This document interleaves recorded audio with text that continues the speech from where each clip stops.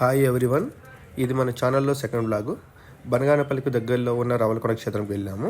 ఇక్కడ బ్రహ్మంగారు కాలజ్ఞానం రాసిన చోటు, ఆ చోటు చేరుకోవడానికి లోపలికి వెళ్ళవలసి ఉంటుంది. ఇది చాలా అడ్వెంచర్గా అనిపిస్తుంది ఫ్రెండ్స్. మీరు ఒకసారి ట్రై చేసి చూడండి. ఇంతకుముందు ఫస్ట్ వీడియోలో వచ్చేసి మనము యాగంటి గురించి చూసాము. ఇది బనగానపల్లిలో బ్రహ్మంగారు కాలజ్ఞానం రాసిన చోటు. ఈ గృహలు ఇవన్నీ చాలా బాగుంటాయి లోపలికి వెళ్ళడానికి. ఒంటరిగా వెళ్ళాలంటే మాత్రం కొంచెం భయం వేస్తుంది, ఎందుకంటే గృహ లోపలికి వెళ్ళాలి కదా. చూడండి మీరే, మీకు అర్థమవుతుంది.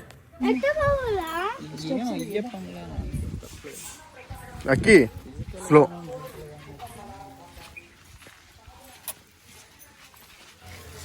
ఇది గృహ ఎంట్రన్స్. లోపలికి ఇప్పుడు ఎంటర్ అవుతున్నాం మేము. స్టెప్స్ చూడొచ్చు మీరైతే.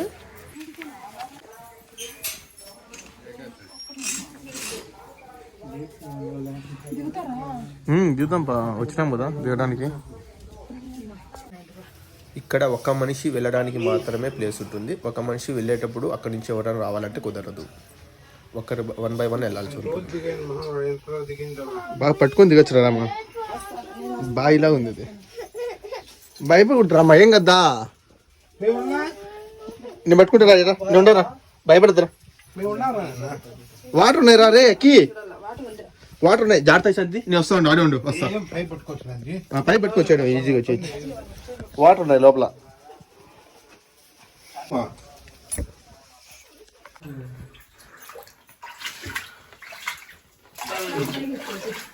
స్లోగా రండి, చల్లగా నీళ్ళు. ఏమన్నది రాకి, లైట్స్ ఉన్నాయి రా. ఇప్పుడైతే వాటర్ ఫ్లో తక్కువ ఉంది లోపల, గృహ లోపల. మామూలుగా రైనీ సీజన్ అయితే వాటర్ ఫ్లో ఎక్కువ ఉంటుంది, సో అలా చేయడం. మనం ఈ గృహ లోపలికి వెళ్తూ ఉంటే మనకి చాలా దారులు కనిపిస్తాయి. యాగంటికి, శ్రీశైలంకి, ఇలా చాలా క్షేత్రాలకు వెళ్ళడానికి ఇక్కడి నుంచే రహస్య మార్గాలు ఉన్నట్టుగా.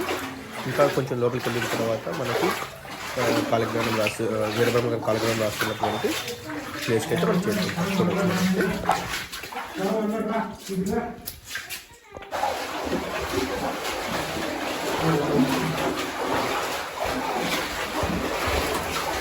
స్లోగా రండి రాకి.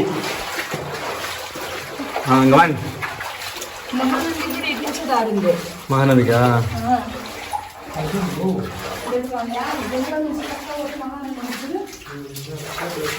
Hi Shiva, not bad, very good. ఏడేదో ఉంటుంది, చూసి వద్దాం రండి కొలను. వావ్, ఎంత బాగున్నాయి నీళ్ళడా, బావిలాగా ఉంది.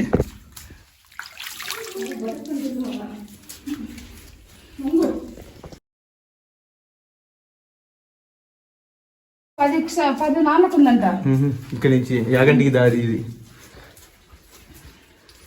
నుంచి 14 క్షేత్రాలకు దారులు ఉండేవి. స్వామివారి కాలజ్ఞానం, ఇదే స్వామివారు కాలజ్ఞానం రాసినటువంటి చోటు. రా ఎడనా చిన్న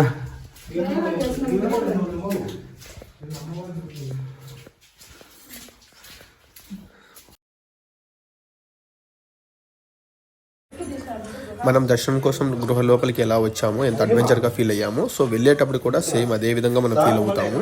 చాలా అడ్వెంచర్గా అనిపిస్తుంది, చాలా బాగుంటుంది. చూడండి మీరు.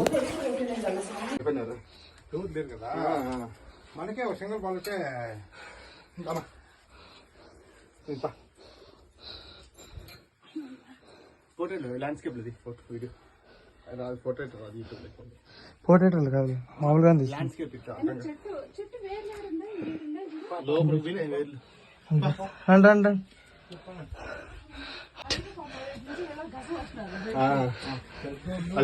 వయసు ఏంది.